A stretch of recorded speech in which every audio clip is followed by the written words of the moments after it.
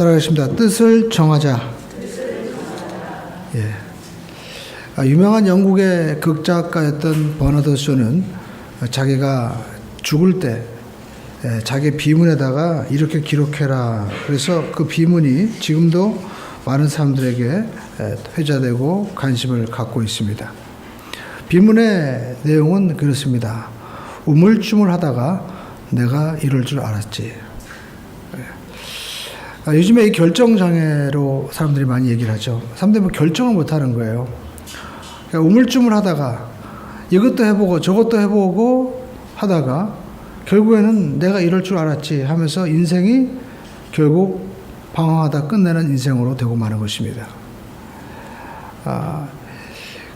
오래전 일입니다.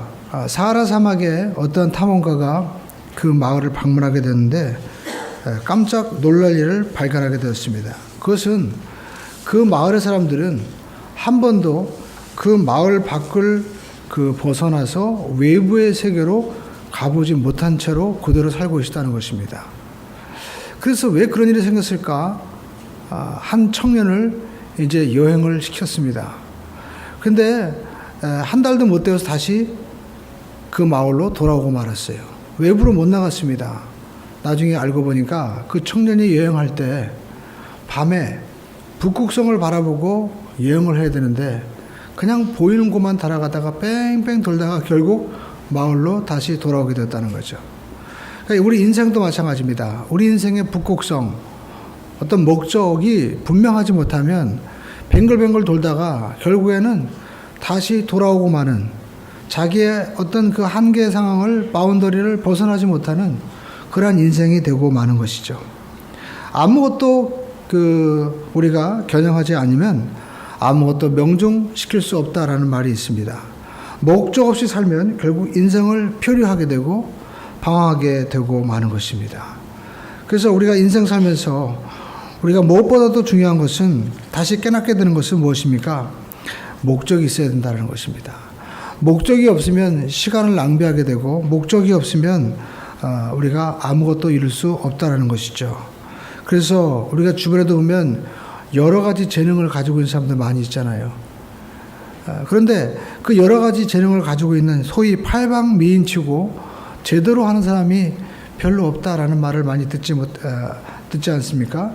이것처럼 우리가 어떤 뜻하신 목적을 집중하지 못하면 결국에는 아무것도 이룰 수 없는 일들을 우리가 보게 되는 것입니다. 특별히 우리가 적당하게 타협하고 살아가는 인생, 좋은 게 좋으니까 그냥 적당하게 이래도 좋고 저래도 좋고 인간관계라든지 또 신앙생활도 좋은 게 좋다. 우리가 사는 분들도 많이 있습니다. 그러나 우리가 알 것은 적당하게 살아가고 평범함을 추구하고 우리가 그렇게 안정을 추구하지만 그 안정조차도 내가 평범하게 추구했던 것조차도 무너질 때가 있다는 거죠. 왜냐하면 우리가 인생 살면은 모든 것이 정의롭고 그리고 공평하게 이루어집니까? 그렇지 않죠. 어떤 힘 있는 사람에 의해서 또 높은 사람에 의해서 하루아침에 다 하늘다가 홀랑 뒤집어지기도 하고 또 어떤 일들이 완전히 정반대로 뒤집어지는 일들을 경험할 때 내가 좋은 게 좋다고 적당하게 타협하다가 그런 일을 당해보십시오. 결국 내가 이렇게 살은 것조차도 완전히 뒤집어질 때 그 인생의 마음에 오는 충격이라는 이유로 말할 수 없죠. 내가 좋은 게 좋다고 살아왔는데 이것조차도 유지가 안 된다면 인생이 뭔가, 인생 쓰레기 아닌가.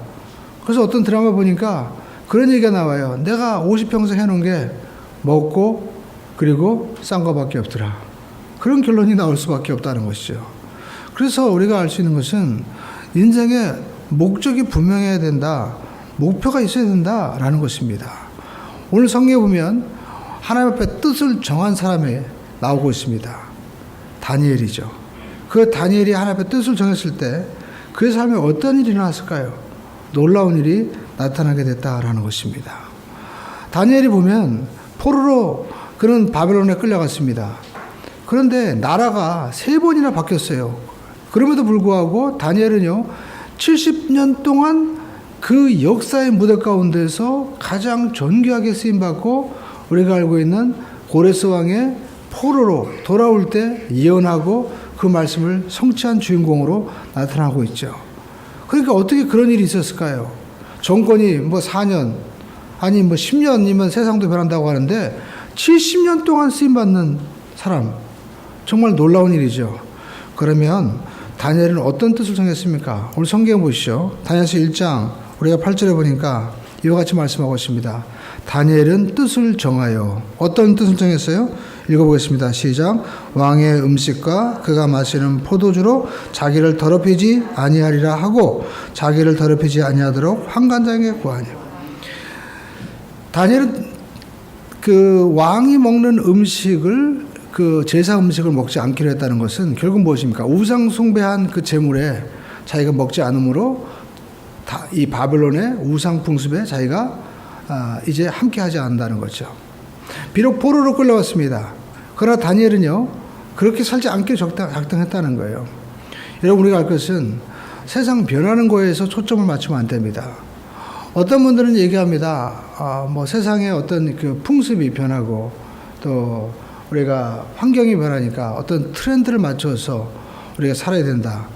그 맞는 말입니다. 그러나 우리가 여러분 세상 어떤 유행이라든지 이런 것 시류를 우리가 알 수 있어야 되지만 우리는 변하지 않는 중심이 있어야만이 우리가 흔들리지 않는 것입니다.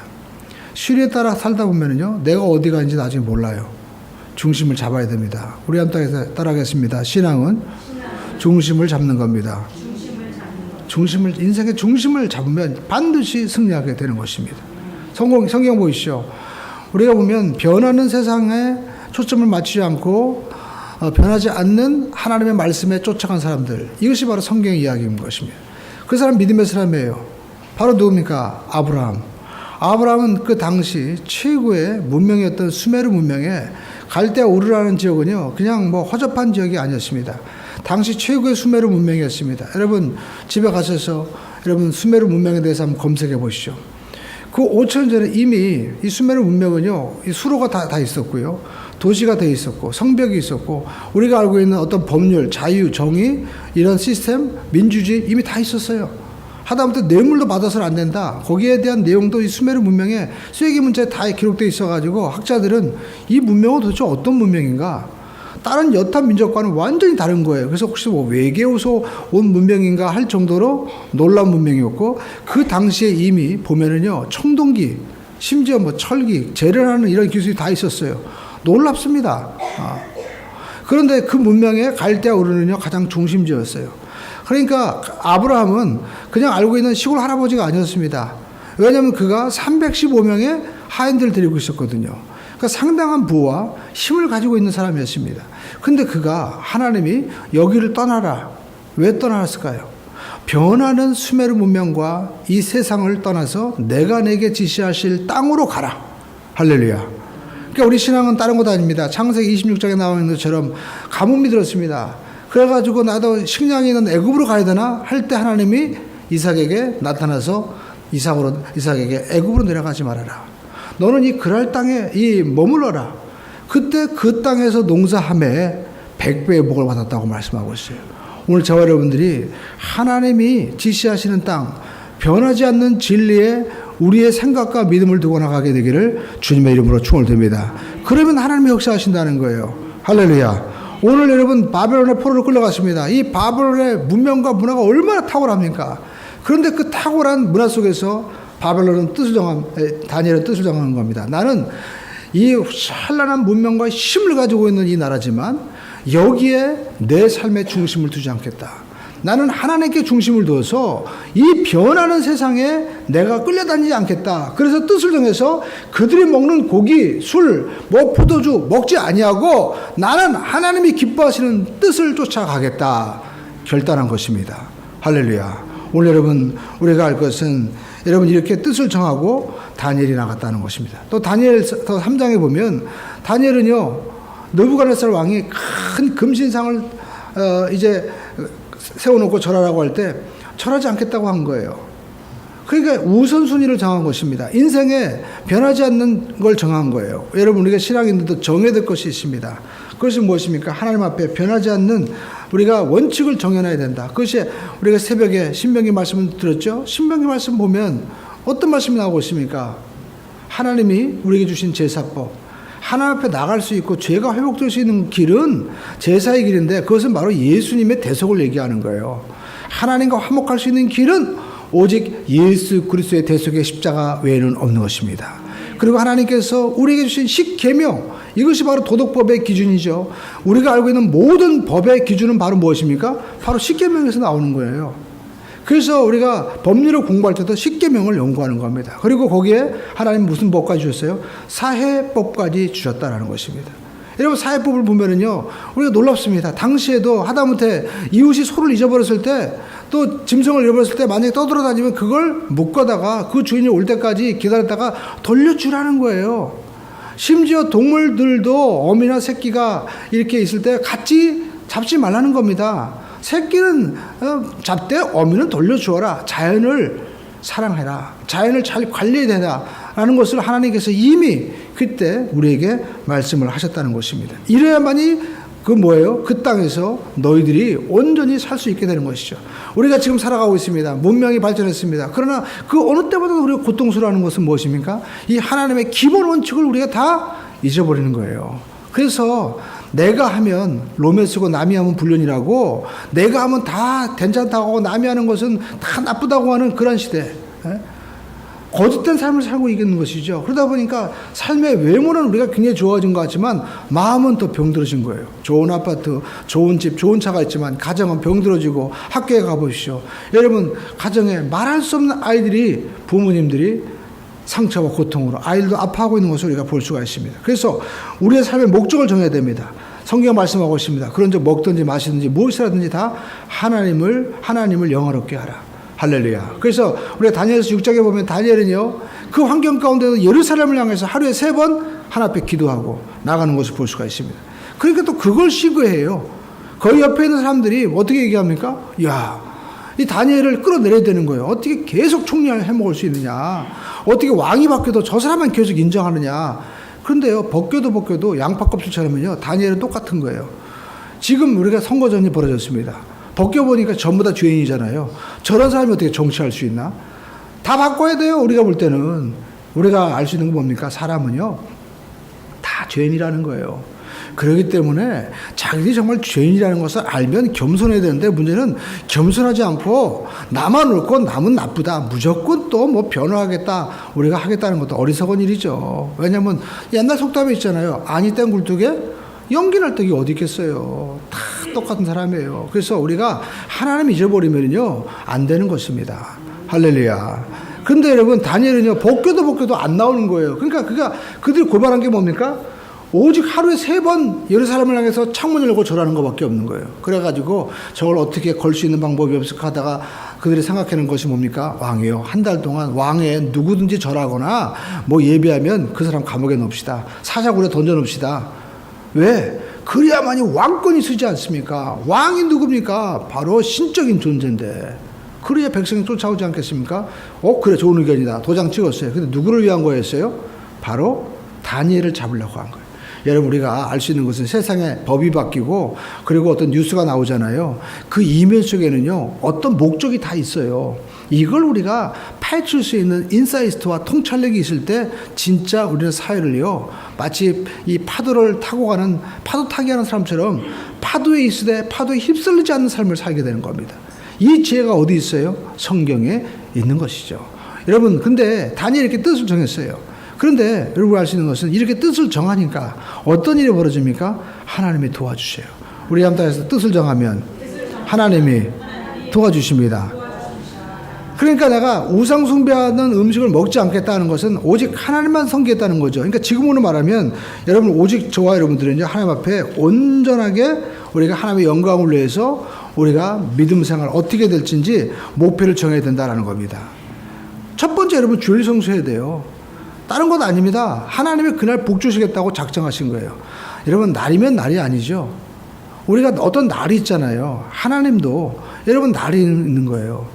추분이 있듯이 하나님이 우리 인간에게 특별하게 복 주시고자 하는 날이 있다라는 것입니다. 그 날이 바로 어떤 날이에요? 바로 주일이죠. 근데 왜 우리가 주일 성수하지 못할까요? 다른 것 아닙니다. 하나님과의 관계 속에서 하나님이 주권자임을 우리가 흔들리게 되는 거예요.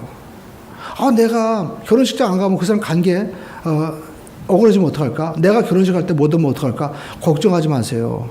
결혼식장 안 가도요, 우리가 미리 부주에 2배 갖다 주면은요, 그 사람은 어른이 알아서 다 옵니다. 2배 줘보세요.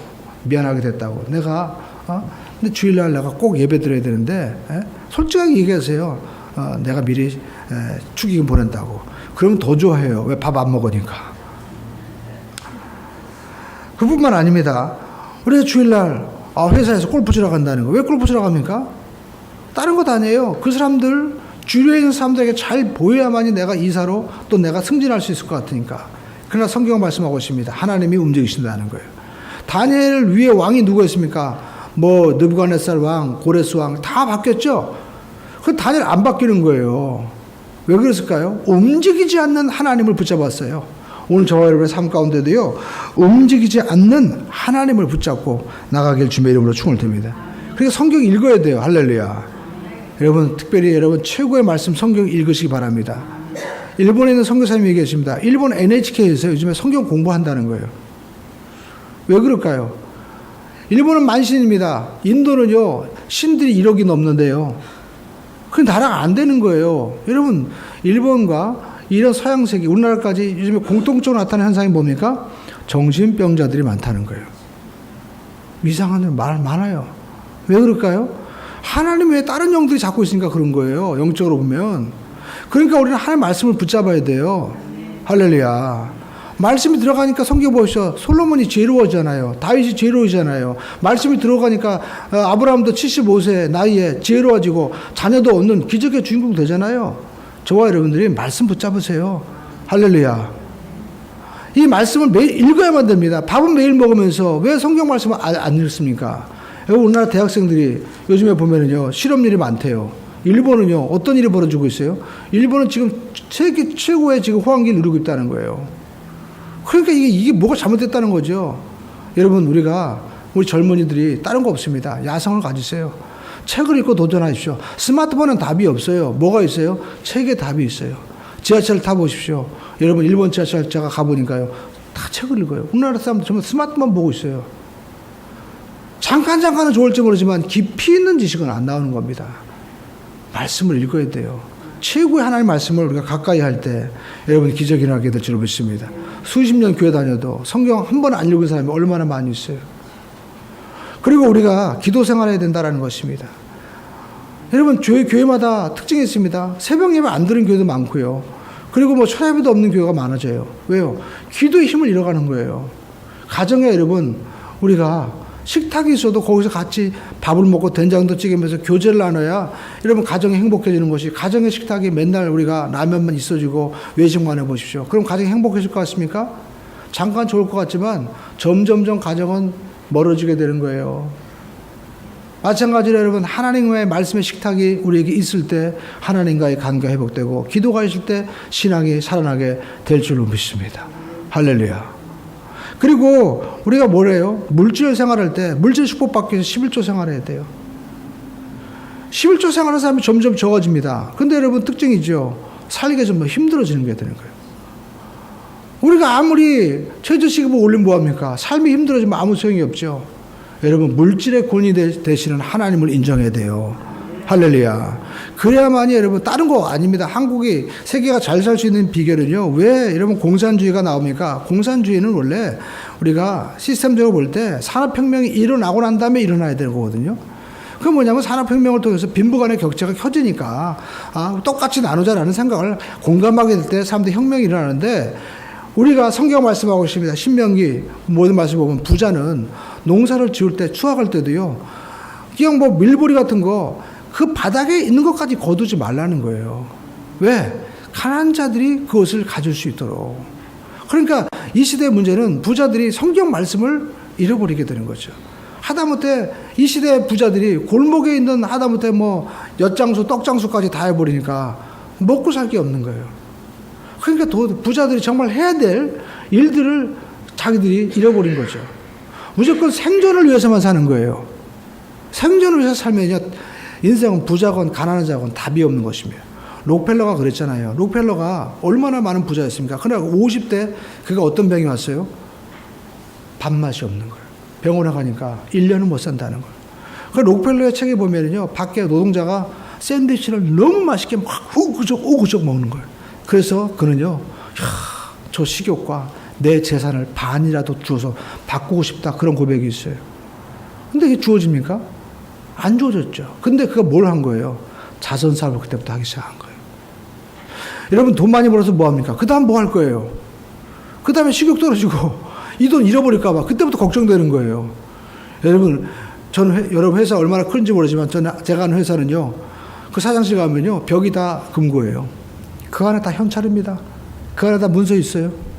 근데요, 보니까 돈은 열심히 벌지 모르지만 아침에 설렁탕 먹고 저녁 때 설렁탕 먹고 몸은 비대해지고 그리고 몸은 아프고 돈이 떨어질 것 같아 걱정하는 거예요. 얘기하면 뭔 항상 돈 얘기해요. 결국 모두 돈 얘기입니다. 어떤 뭐 호텔을 더 짓고 싶고, 그리고 골프장을 더 짓고 싶고, 그리고 또 어떤 학교를 인수하고 싶고, 근데 그 학교에 의과대학이 없으니까 수익이 안 날 것 같고, 다 돈이에요. 그러다 보면 세월이 지나가는 거죠. 근데 뭐예요? 건강을 잊어버리면 무슨 소용이 있어요? 록펠러가 그런 겁니다. 그래서 그때부터 한 거 뭡니까? 하나님 뜻대로 나눠지기 시작한 거예요. 수술비 없는 사람 수술 도와줍니다. 교회가 없는 곳에 교회를 세웁니다. 대학이 없는 곳에 대학을 세웁니다. 그랬더니 어떻게 됐어요? 1년 후에 죽은 사람이 90몇 세까지 살았잖아요. 지금도 록펠러 재단이 얼마나 막강합니까? 록펠러 그 많은 모든 재단에 그 부를 다 환원하고도요, 후손들을 보니까 지금 가지고 있는 돈이 한 30몇 조가 된대요. 가지고 있는 돈만. 재단 금액 말고도 또. 그러니까요, 우리가 알고 있는 것은, 여러분, 내가 돈을 버는 인생이 있고요, 돈이 나를 따라오는 인생이 있어요. 하나님이 여러분에게 축복을 해주시는 그런 인생이 되길 주님의 이름으로 축원드립니다. 11조 여러분 하셔야 돼요. 뭐 같다 것도 없습니다. 성경 보니까 11조가 뭐예요? 하늘의 문이 열린다는 거예요. 여러분, 우리가 왜 사람들과 만나서 뭐 축하도 해주고 합니까? 인간관계, 결국 인권을 얻으려고 하는 거 아니에요. 왜 사람들 사이에 우리가 소외되면 안 되니까. 그런데 여러분, 그 사람의 마음을 누가 움직여요? 하나님이 움직인다고 하잖아요. 그 하나님이 움직이는 예가 오늘 성경에 기록되어 있다라는 것입니다. 성경 보시죠. 우리가 하나님 뜻을 정하고 하나님 기뻐하신 뜻을 살면 하나님이 어떻게 해요? 사람을 움직입니다. 성경 읽어보시죠. 9절 말씀 읽어보겠습니다. 시작. 하나님이 다니엘로 하여금 환관장에게 은혜와 궁의를 얻게 하신지라. 환관장이요, 어떤 사람이냐면 우리나라 따지면 4시의 총 수석 대표입니다. 우리 현재 직책으로 따지면 비서실장 역할을 하는 사람이에요. 대원군 때 환관장의 최고 위치에 있는 사람이 상관이죠. 왕에게 오르말했다가 죽고 말았잖아요. 그러니까 영의정 자의 정도 시켜가지고 우리나라 장관들도요, 비서실장한테 가서, 우리나라도 지금 비서실장이 최고 위치에 있다가 막 난리잖아요. 그만큼 높은 위치에 있는 사람이 바로 환관장이었는데, 그 사람이 10절에 보니까 다니엘에게 내가 왕 두려워한다. 왜냐하면 니들이 원하는 것, 쉽게 우상에 먹는 재물 먹지 아니하고 어떻게 해요? 다 먹으라고 했는데 안 먹어가지고 초췌해지면 어떻게 되냐. 너희의 얼굴이 초췌하여 같은 또래 소년들만 못한 것을 그가 보게 할 것이 무엇이냐. 그렇게 되면 너희 때문에 내 머리가 왕 앞에 위태롭게 되리라 하니라. 머리가 위태롭다는 게 뭡니까? 모가지 날아간다는 거예요. 그런데 그럼에도 불구하고 다니엘의 요청을 어떻게 해요? 거절하지 아니하고 도와준 거예요. 다니엘이 그랬거든요. 10일만 시험해 보라는 거예요. 그죠? 12절에 보십시오. 청하건대 당신의 종들을 열흘 동안 시험하여 채식을 주어 먹게 하고 물을 좀 마시자 한 후에 한번 보라는 거예요. 그러면 이제 지금 같으면 택도 없다. 만약에 10일 아니라 며칠 3일만 우리가 잘못 먹어도 얼굴이 말라가지고 너 얼굴이 왜 그 모양이냐 하는데, 10일 동안 해가지고 만약에 문제가 생겨가지고 네가 내려준 고기 다 네가 몰래 빼먹은 거 아니야? 하면 어떻게 해요? 완전히 공급횡령으로 들어갈 수 있잖아요. 그러니까 이런 일은 아예 안 한다고 그러잖아요. 공무원의 특징이 뭡니까? 공무원은요, 자기 자리 잘릴까봐, 철밥통 없어질까봐 어떤 요청도 안 들어주려고 하고 변화를 안 하려고 그래요. 그냥 했던 그대로 하려고 합니다. 그런데 비서실장은 더 하겠죠. 근데요, 어떻게 해요? 하나님이 그 마음에 뭘 주신 거예요? 환관장에게 은혜와 궁의를 얻게 하신 자라. 그게 뭐예요? 괜히 도와주고 싶다는 거예요. 내가 저 사람 얘기 부탁하는 거 들어주고 싶다는 거예요. 당시에 다니엘뿐이겠습니까? 수많은 사람이 있었겠죠. 그런데도 불구하고 다니엘이 얘기하는 거를 내가 도와주고 싶다는 거예요. 오늘 여러분 우리가 인생 살면서요 이런 역사가 있어야 돼요. 할렐루야. 저도 이곳에 왔을 때 아는 사람 아무도 없잖아요. 근데 하나님이 도와주더라고요. 이 땅을 매입할 때도요. 여러분 복비도 안 받았어요. 부동산 사장님이. 왜요? 주의를 한다고 하니까 자기도 뭔가 도와주고 싶다는 거야. 오히려 헌금을 하더라니까요.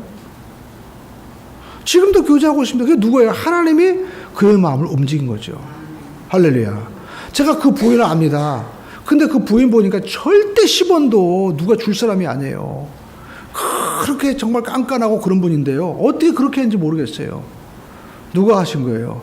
하나님이 움직이신 거죠. 제가 뭐가 이뻐서 하겠습니까? 하나님이 그 마음을 움직인 거예요. 다 우리가 교회를 짓고 나서도 세금도 없었잖아요. 계산 생각을 못한 거죠. 근데 어떤 분이 헌금을 가져요. 세금을 낼 걸 다 가져온 거예요. 1,000만 원이 넘는 돈을. 그래서 이 큰 돈을 어떻게 헌금하냐고 그러니까 집이 팔렸다는 거예요. 근데 하나님이 11조 하라는 거예요. 그 집이요. 그냥 뭐 집장 사는 분도 아닙니다.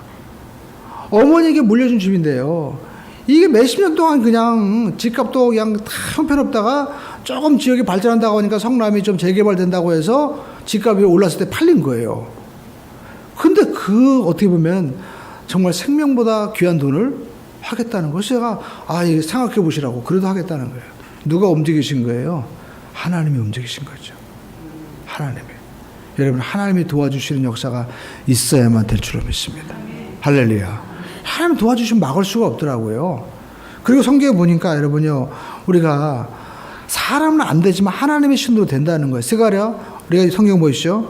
4장 6절에 보니까 이는 힘으로 스룹바벨이 얘기하잖아요. 힘으로 능으로 되지 않아야 돼요. 어떻게 돼요? 나의 신으로 나의 영으로 성령으로 하나님이 하게 하신다는 거예요. 그래서 여러분 이사야 43장 보십시오. 하나님께서 이사야 43장에 보면 한번 찾아보세요. 우리가 43장 하나님이 동서남북에서 복을 주세요. 5절 읽어보겠습니다. 두려워하지 말라. 내가 너와 함께하여. 자, 하나님이 함께하면 된다는 거예요. 여러분 두려워하지 마세요. 할렐루야. 우리 한번 다 두려워하지 말자. 왜 걱정하십니까? 직장에서 잘릴까봐, 또 집값이 어떤 분은 안 올라갈까봐, 또 올라서 세금 많이 낼까봐, 그리고 또 사람 때문에 두려워하고 자녀 때문에 두려워하지 말라는 거예요. 하나님이 함께 하신다는 거예요. 할렐루야. 우리 한번 다 해서 일어나지도 않은 일을 걱정하지 말자. 애들이 어린데 벌써 장가갈 것까지 걱정하고요. 벌써 또 지금 아직 건강하시니 근데 노년을 왜 걱정합니까? 치매에 걸리면 걱정할까? 걱정하지 마세요. 하나님이 지혜 주신다니까요. 할렐루야. 말씀 여러분 읽고 매일 TV 보지 마시고 성경 암송해 보세요. 그러면 안 걸려요. 의사들 말이 100% 옳은 거 아닙니다. 의학도 아직 개발되지 못한 분야가 많아요. 우리가 옛날에는 나이가 먹으면 뇌가 다 퇴화한다고 얘기했잖아요. 퇴화 안 하더라고 보니까요. 나이가 먹어도요, 자꾸만 우리가 읽고 하면은요, 이 머리에서 또 이 뇌세포가 발전되도록 나온다는 거예요. 그러니까 자꾸만 우리가 읽어야 되는 거예요. 할렐루야. 얼마 전에 이혜령 교수님이 인터뷰하는 거 봤습니다. 생생한 그 놀라운 통찰력과 여전해요. 이분이 암인데도 불구하고. 그러니까 여러분 우리가 생각에 따라 달라지게 되는 거예요. 나와 너와 함께 하니까 두려워하지 말아라. 어떻게 해요? 내 자손을 어디서부터? 5절에 시작. 동쪽에서부터 어떻게 해요? 그러니까 오게 한다는 거예요. 당신이 오게 한 거야, 그게? 하나님이 오게 하신다니까요. 내가 올라오고 데리고 온 거 아니라니까요. 하나님이 오게 하신다는 거예요. 내가 자녀를 변화시키려고 내가 하려고 하는 게 아니라 하나님이 되게 하신다는 거예요. 이거 믿어야 돼요. 이 말씀을 안 믿으면 어떻게 해요? 여러분 우리가 어떤 일이든지 간에 잘 봐야 됩니다. 저도 이마트에 갔는데요. 5만 원 사면 요즘에 오뚜기 라면이 인기잖아요. 오뚜기 라면 원 플러스 원을 해가지고 6개인가 공짜로 준대. 그래가지고 제가 5만 원 사면 5만 원 못 받아요. 오뚜기 라면 공짜로 준다 해가지고 영수증 첨부하면 그래서 내가 와 당장 사자고 밑에 봤어요. 그랬더니 5만 원 이상 또 써 있더라고 보니까. 그것도 5만 원 이상인데 밑에 어떤 카드로 써야 된대. 그거는 이제 조그맣게 써놨더라고 보니까. 그래 우리 집사람 보고 그 밑에 걸 잘 봐. 딱 보니까 뭐 어떤 카드로 써야 되고 얼마 이상 써야 되고 나와 있더라고요. 그 조건에 안 맞으면 소용없어요. 하나님도 마찬가지입니다. 하나님 말씀도요. 잘 읽어보세요. 잘 읽어보고 요 조건에만 맞추면 돼. 하나님이 함께하지 말아라. 뭐 하지 말아라? 두려워하지 말아라. 하나님이 함께한다. 그럼 하나님이 어떻게 해요? 오게 한다는 거예요. 누구를? 자손을. 아우 내 자녀 시집 못하면 어떡할까? 대학 못 가면 어떡할까? 직장 취직 못하면 어떡할까? 하나님이 되게 하신다는 거예요. 할렐루야. 그럼 믿고 가라는 거예요. 또 사람들이 욕심 많아가지고 또 됐어요. 그럼 또 어떻게 해요? 그 다음부터 또 내 욕심이 나와요. 그러지 마세요. 그냥 내 자녀 하나 앞에 기도했으면요. 맡기세요. 그 다음에 또 좋은 대학 갔는데 왜 또 내가 전공하는 걸 안 했냐? 또 왜 누구랑 또 안 하냐? 끝까지 참견하지 말라니까요. 그냥 감사합니다. 그리고 뭐예요? 또 기도하면 돼요. 할렐루야. 자, 보십시오. 동쪽뿐만 아니에요. 6절 말씀 읽어보겠습니다. 시작. 내가 북쪽에게 이르기를 내놓으라. 남쪽에게 이르기를 가두어두지 말라. 내 아들을 먼 곳에서 이끌어 내 딸들을 땅 끝에서 오게 하며. 땅 끝에서까지 오게 한다는 거예요. 땅 끝에서. 누가 와요? 하나님이 하신다라는 것입니다. 여러분 인생은요. 내가 하는 인생이 있고 되는 인생이 있습니다. 하나님이 되어지게 하는 인생. 이것은 하나님의 뜻을 정하고 나가는 인생에게 하나님이 사람과 그리고 동서남북을 하나님이 움직이신다는 거예요. 여러분 세상에 동쪽을 향해서 오게 하라. 서쪽을 향해서 오게 하라. 누가 하겠어요? 하나님이 하시는 거예요. 여러분 사업하는 질문은요. 갖다 붙여요. 동서남북에서 어떻게 해요? 오게 하신다. 우리가 이걸 모를 때는요. 이번에 이 일 안 되면 어떡하지? 이 일 많이 캔슬되면 동쪽에서 일 떨어지는 거 아니야? 아니 서쪽에서 온다니까요. 아니 서쪽에 떨어지면 또 끝나는 거 아니야? 걱정하지 마요. 동쪽에서 와요. 아니 그 주변에 사람들 떨어지면 어떡할까? 걱정하지 마요. 땅 끝에서 오게 한다니까요. 땅 끝에서. 아니 아프리카에서 주문이 들어올 줄 어떻게 알아? 북극에서 주문이 올 줄 알아요. 하나님이 하시는 거예요. 할렐루야. 자 그리고요. 하나님이요.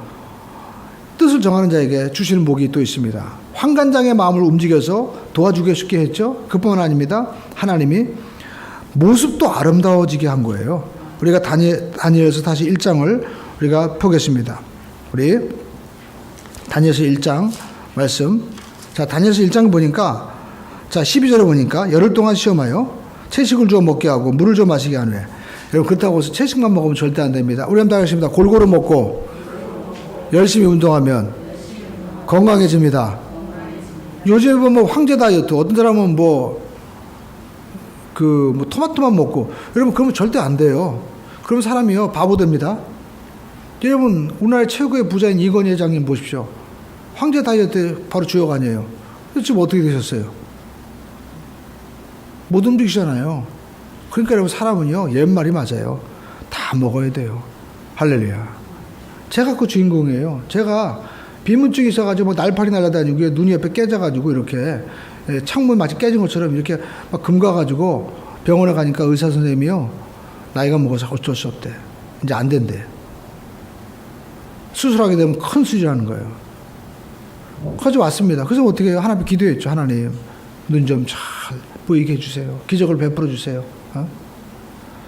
그래가지고 어떻게 해서 제가 우리 시장한테 먹는 것도 잘 먹자. 골고루 먹자. 기도했어요. 지금은 멀쩡히 다 없어져 버렸어요. 할렐루야.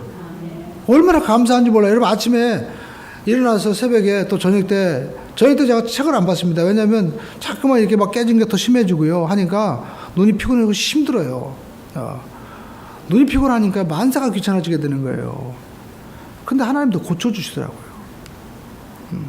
그러니까요. 하나님 앞에 제가 깨달은 게 뭐냐면 기도하고 먹는 것도 잘 먹으면 골고루 먹으면 변화가 되는구나. 할렐루야. 옛날에 우리가 그 어르신들이 얘기하잖아요. 먹어서 못 고치는 병은 다른 것도 소용도 없다고. 그러니까 먹는 것도 골고루 잘 먹어야 돼요. 할렐루야. 우리 아이들도 그렇고 마찬가지고 음식 편식하지 마시고요. 골고루. 주일날 식당에 줄 때도 어떻게 해요? 그냥 다 먹으세요. 골고루. 그러면 기쁨으로 먹으면 그 건강해지는 거예요. 할렐루야. 어떻게 보면 주일날 내가 먹기 싫은 것도 먹는 것도 훈련이에요, 훈련. 훈련. 먹을 수 있는 식욕이 있는 것만도 감사한 겁니다. 할렐루야. 자, 그리고 성경 보니까 이렇게, 자, 10일 동안 이렇게 채식 먹었어요. 그러면 생각할 때 고기 안 먹으면 안 좋아져야 될 것 같은데 어떻게 해요? 또 좋아진 거예요. 성경 보십시오. 읽어보겠습니다. 15절. 열흘 후에 그들의 얼굴이 더욱 아름답고 살이 더욱 윤택하여 왕의 음식을 먹는 다른 소년들보다 더 좋아 보인지라. 더 좋아 보인 거예요. 그러니까 우리가 고기 먹고 뭐 와규 안 먹고 그다음에 뭐 요즘에 보니까 고기 중에서도 뭐 숙성시켜 가지고 뭐 어떤 건 비싸게 해 가지고 뭐 애증이라고 해 가지고 뭐 하는데 그거 안 먹어도요. 그냥 된장찌개 먹고 우리가 두부 먹어도요. 더 좋아 보인지라. 그 성경의 말씀 딱 맞잖아요. 마음의 기쁨은 양약이라도 근심은 뼈를 상하게 한다고. 우리가 아무리 좋은 거 먹어도요.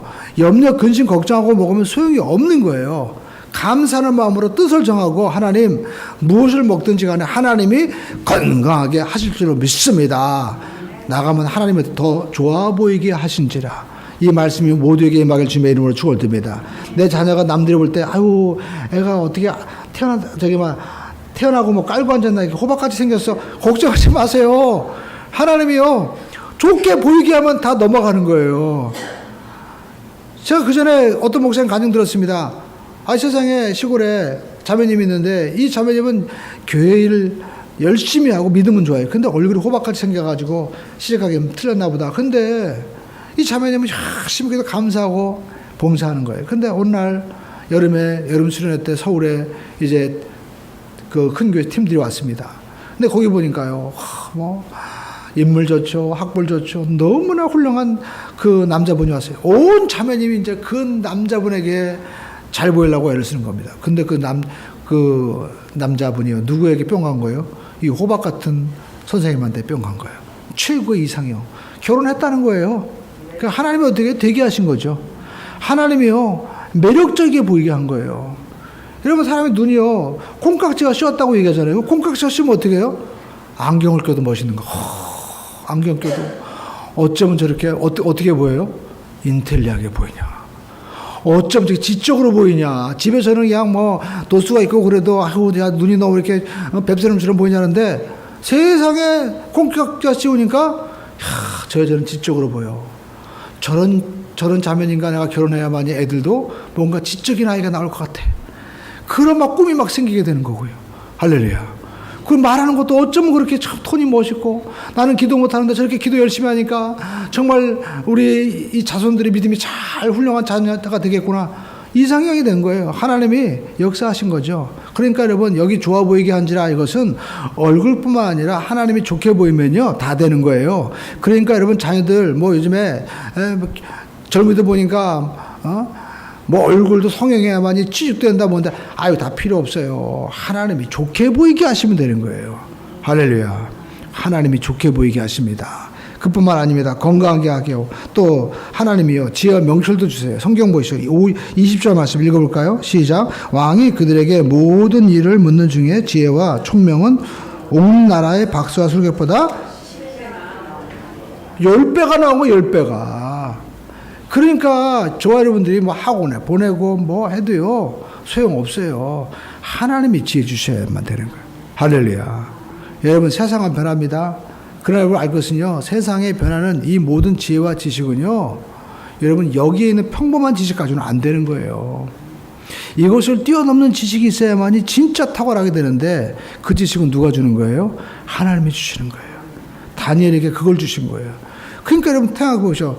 이 당시에 이 페르시아나 이런 나라들은요 학교가 없었겠어요? 여러분 고대인 사람들이 암기력, 계산력 우리보다 훨씬 뛰어납니다. 여러분 지금 당장 여러분 우리가 숫자 더하기 하면 제가 불러볼까요? 아마 더하기도 잘 못할 거요. 옛날 사람들은요 웬만한 더하기요 몇천 단위, 억 단위도 막 다 해버렸어요. 책도요 보면 한 권 보면 몇 권을 막 다 술술술 외워요.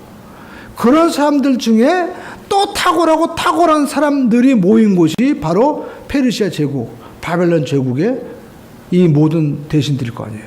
근데 그 사람들보다 몇 배요? 10배. 누가 주신 거예요? 하나님이 주신 거예요. 하나님이 여러분과 자녀들에게 이러한 지혜와 지식을 주시기를 주님의 이름으로 축원을 드립니다. 누구에게 주는 거예요? 따라가겠습니다. 뜻을 정하면 하나님이 주십니다. 하나님이 주신다는 거 아니에요. 할렐루야. 옛날에 우리가 간증 들어봤죠. 원정수 박사. 원정수 박사 학교 다닐 때 학교에서 거의 꼴등했대잖아요. 근데 성경 읽고 기도하니까 어느 날 하나님이요 지혜를 주셨는데 책을 읽으니까 책 내용이 사진처럼 그냥 입력이 되는 거예요. 그러니까 암기가 뭐고 다 100점 맞아야 되잖아요. 넘어가는 거 창이 쫙 보이는 거예요. 놀라운 역사죠. 하나님이 지혜 주시는 거예요. 그뿐만 아닙니다. 다니엘은 더해주신 게 있어요. 성경 17절 말씀을 읽어보겠습니다. 시작. 다니엘 학문을 주시고 모든 서적을 깨닫게 하시고 지혜를 주셨으니 다니엘은 이 모든 환상과 꿈을 깨달아 더한 게 있어요. 그러니까 여러분 다니엘이 이렇게 뛰어난 그 재상이 되고 또 70년 동안 통치할 수 있는 것은 뭐예요? 이 사람들 10배 지식을 얻은 사람보다 더한 게 있었어요. 꿈과 이상을 깨달아 알 수 있는 통찰력이 있었던 거예요. 오늘 여러분 이 시대에도요 정말 리더가 되는 사람들은 이 통찰력이 있는 거예요. 지혜가 있는 거예요. 신문과 모든 기사를 봐도 왜 이 기사를 지금 나오게 하는가, 그 이면을 볼 수 있고 시대를 읽을 수 있는 흐름이 있는 사람, 그 사람 리더가 되는 거예요. 오늘 여러분 다니엘은 이걸 받았습니다. 저와 여러분들도 이 지혜를 받을 수 있습니다. 어떤 사람에게 뜻을 정하면 되는 거예요. 할렐루야. 그냥 평생 동안 뺑뺑 도는 이런 여러분 뜻이 없는 100명의 사람보다 한 사람의 뜻을 정한 사람이 있으면 이 사람이 여러분 리더가 되는 거예요. 왕권을 막았습니다. 페르시아, 그 다음에 바벨론, 시대가 바뀌었지만 바벨론은 그곳에서 재상이 되고 결국에는 하나님의 환상을 본 그대로 70년 만에 다시 고구로 돌아오는 이 고레스 왕의 놀라운 기적을 그가 보고 예언한 사람이 된 것입니다. 오늘 여러분, 오늘 저와 여러분들도 하나님의 뜻을 정하고 이렇게 승리하는 주인공 되시기를 주님의 이름으로 축원을 드립니다. 기도하겠습니다.